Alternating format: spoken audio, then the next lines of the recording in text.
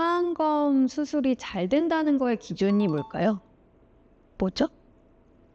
수술 이후가 좋다? 쉽게 말하면 봤을 때 처음에 여기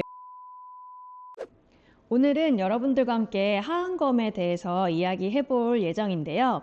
하안검, 정말 많은 분들이 질문하시는 수술이거든요. 하안검, 지방재배치, 차이가 뭐냐, 가격은 얼마냐, 수술 방법은 어떻게 되냐, 회복기간은 어떻게 되냐.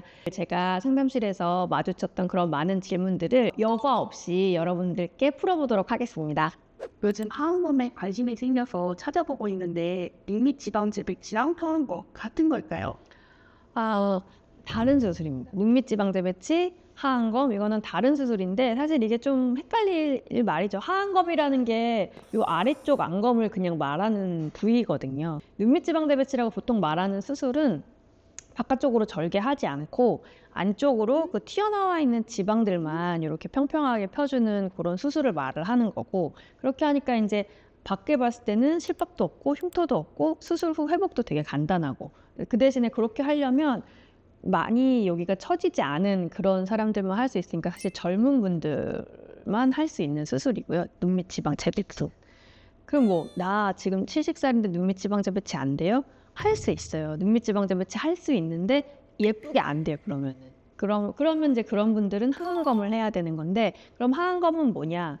그러면 하안검은 눈밑 지방 재배치에다가 플러스 근육도 당기고 피부도 당기고 그런 거를 같이 하는 거를 하안검이라고 그러니까 부르는 겁니다. 그래서 세 가지 정도의 수술을 있는데 그 중에 안쪽으로 하나만 하는 게 눈밑 지방 재배치고, 거기에다가 근육이랑 피부까지 같이 당겨주는 게 하안검 수술이다. 이렇게 생각하시면 돼요. 수술 시간은 얼마나 걸릴까요? 하안검 수술 시간은 뭐 대략 한 1시간 정도? 1시간 전후라고 생각하시면 될 것 같은데요. 사실 하안검 수술이 수술 후에 보기에는 그냥 요 아래쪽으로 이렇게 절개선 하나만 있기 때문에 안쪽으로 어떤 일들이 벌어지는지 보통 환자분들은 잘 모르세요. 근데 사실은 그 안쪽에서 정말 많은 일들을 해야 되거든요. 뭐 지방재배치도 해야 되고 근육 고정도 해야 되고 리프팅도 해야 되고 근막도 박리해야 되고 그런 많은 일들이 있는데, 그런 거를 결국 얼마나 꼼꼼하게 잘 하는지에 따라서 수술 시간은 조금씩 차이가 날 수 있습니다. 마취는 어떤 종류로 주로 하나요? 일단은 그 수술하는 부위에 국소 마취는 필수로 들어가야 하고요. 그리고 거기에 추가로 환자분이 이제 수술 시간 동안 그 국소 마취를 하고 나면 아프지는 않지만 뭔가 그 수술실의 소리, 그리고 뭐 이런 만지는 느낌 이런 것들은 나는데, 그런 것들이 또 되게 무섭고 좀 불안하시기 때문에 저희는 주로 국소 마취와 수면 마취를 병행해서 수술을 하고 있습니다. 그러니까 자고 일어나면 수술이 끝나 있는 거죠. 쌍꺼풀처럼 뭐 이렇게 눈을 떴다 감았다 해보거나 그럴 필요가 전혀 없어서 그냥 편안하게 수면 마취로 수술을 할 수가 있어요. 회복 기간은 얼마나 걸릴까요?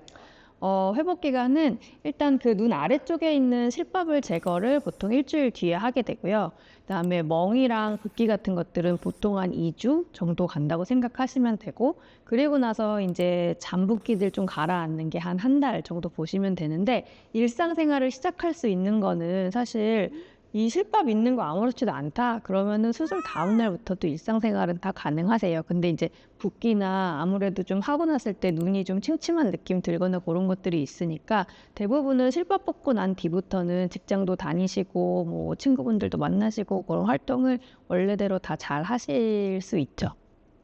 그 하안검을 하고 난 뒤에는 눈썹 아래쪽으로 이렇게 절개선 흉터가 남게 되는데요. 사실은 수술을 하자고 했을 때 많은 분들이 좀 걱정하고 좀 망설이시는 이유가 그 밖으로 드러나는 흉터 때문에 많이 망설이시거든요. 근데 사실은 그 흉터는 요 속눈썹이 있는 요 선이랑 정말 붙여서 들어가는 거기 때문에 수술 후에 어느 정도 시간이 지났을 때는 거의 티가 안 난다고 보시면 돼요. 물론 이제 흉터가 가라앉는 과정에서 중간에 뭐 한 수술 후 한두 달 정도 됐을 때는 좀 거기가 더 붉어 보인다거나 튀어나오거나 딱딱하거나 뭐 이런 일들이 있을 수도 있는데, 결국은 시간이 지나면서 흉터 회복이 되고 그 흉터 때문에 나중에 막 힘들어 하시는 분들은 많지는 않습니다. 부작용은 혹시 있을까요? 하안검 수술의 가장 무섭고 큰 부작용은 바로 이렇게 뒤집어지는 안검 외반증이라고 하는 그 부작용인데요.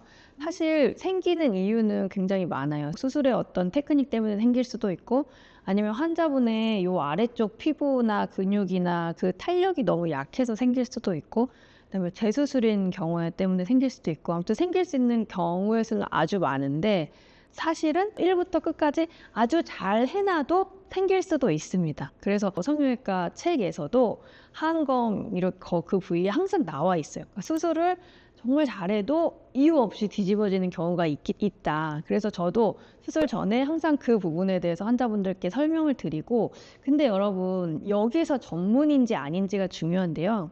이렇게 뭔가 문제가 발생했을 때 그거를 해결할 수 있는지 없는지가 사실은 전문의인지 전문의가 아닌지에 따라서 많이 차이가 나거든요. 그래서 저희는 이제 최대한 일단은 수술 전에 환자분의 상태를 최대한 체크를 잘 해서 이분이 안검 외반증이 잘 생길 만한 분인지 아닌지 요거를 체크를 하고 환자분들께도 말씀드리고 저도 수술하면서 그거에 대해서 충분히 숙지를 하고 좀 유념해서 수술을 하는 편이고 그리고 수술하고 나서 혹시나 그런 외반증이 발생을 하게 됐을 때는 그 또 치료하는 방법이 있습니다. 그래서 물론 시간은 좀 필요하기는 하지만 그 환자분들과 함께 발생을 혹시나 하게 된 외반증이 있다면 같이 차근차근히 치료를 하게 되니까 너무 무서워하실 필요는 없어요. 네. 이제 늘어지기 시작했다 이런 게 보일 때 더 이상은 뭐 레이저 이런 거로는 이제 효과가 없다 이럴 때에는 수술을 고려해 보시는 것도 좋은 방법이 될 수 있습니다. 그럴 때 소울을 찾아주세요. 네, 지금까지 소울 성형외과 자존감 성형의 성형외과 전문의 엄수진이었습니다. 다음에 또 만나요.